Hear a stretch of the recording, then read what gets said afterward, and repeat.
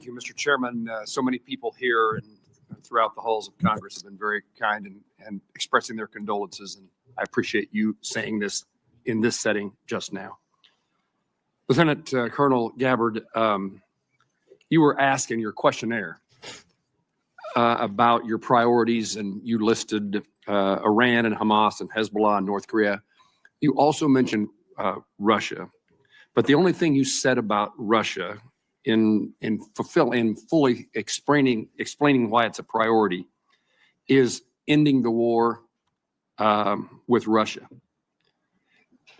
When you talk about Russia, what are your fears or policy priorities beyond ending the war? How do you see Russia as a threat to the United States? Senator, if confirmed as the Director of National Intelligence, it will be paramount for me to assess where our intelligence gaps may exist so that I can provide the President and all of you with the most accurate full picture of that threat assessment to directly answer your questions. I think that it is a complex environment. Russia remains a strategic competitor. There are a number of concerns that have to do with their nuclear weapons, as well as how the decisions and policies that are being made by this body and by the President will impact our own national security, which is my foremost concern. I want to make. So I think that's a good answer. I think it's phrased that the question was phrased kind of weird. It's mainly saying, oh, like we think of these people as enemies. Do you think of them as enemies too? That's kind of how I took it.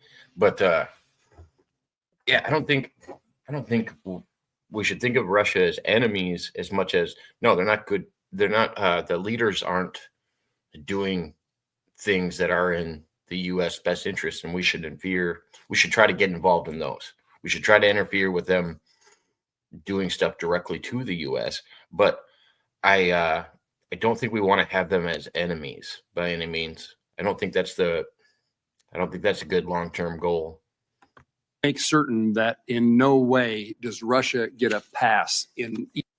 And that's, yeah, I think that's where he was leaning, is he thinks that the president is going to give Russia a pass on something. And it's just like, no, the last presidents kind of did that by not having any communication with Russia and not having any communication with Vladimir Putin. And yeah, I think it kind of hindered. When you're not having conversations, then there's no progress. You don't even know what the other person's up to if you guys aren't even talking. Either your mind or your heart, or in any policy recommendation you would make or not make? Senator, I'm offended by the question because my sole focus, commitment, and responsibility is about our own nation, our own security, and the interests of the American people. In carrying out the responsibilities of the Director of National Intelligence, if confirmed, no country, group, or individual will get a pass in my fulfilling that responsibility of providing that full intelligence picture so that you all can make the best informed policy decisions for the safety, security, and freedom of the American people. You have.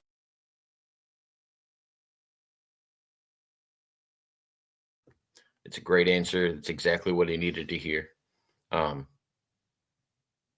Yeah, nobody gets a pass, but you can't not be in communications with these people, especially as a director.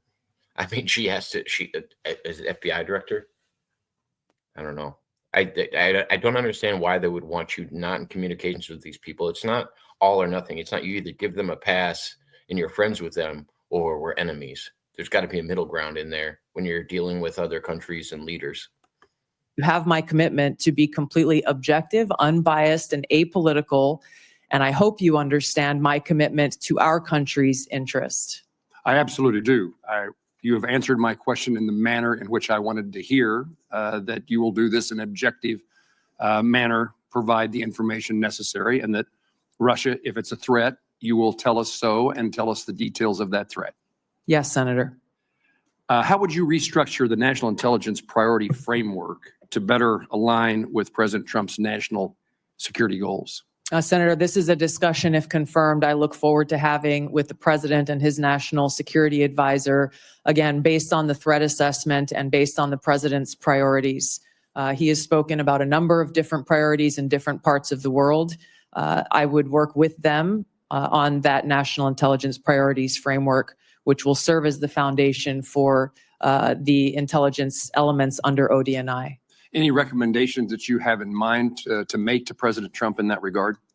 I want to make sure that any recommendations that I make to the president are fully informed.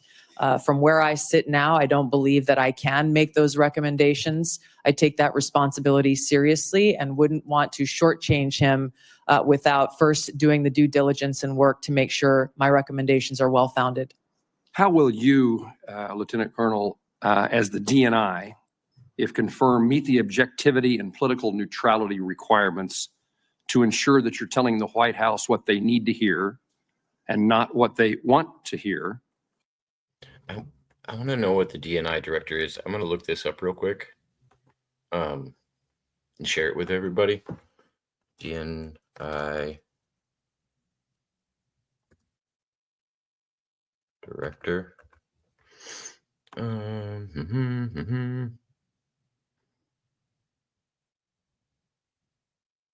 The Director of National Intelligence.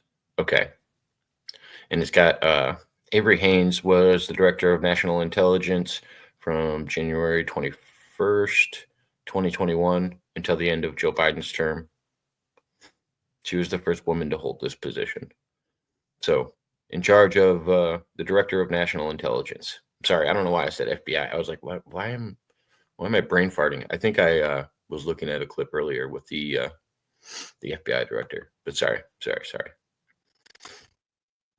A follow-up to that is, how will you handle conflicting intelligence reports from the various members of the intelligence community and present a broad intelligence picture to the president? Yeah, thank you for the question, Senator. I hope that you have confidence in my ability to extract politics from what my role will be as Director of National Intelligence, because it's something I've done for almost 22 years now of wearing the uniform, both serving in the National Guard and the Army Reserve, even while holding political office. There is a brick wall between the two, and I have fulfilled that obligation in uniform, as I will as Director of National Intelligence if confirmed.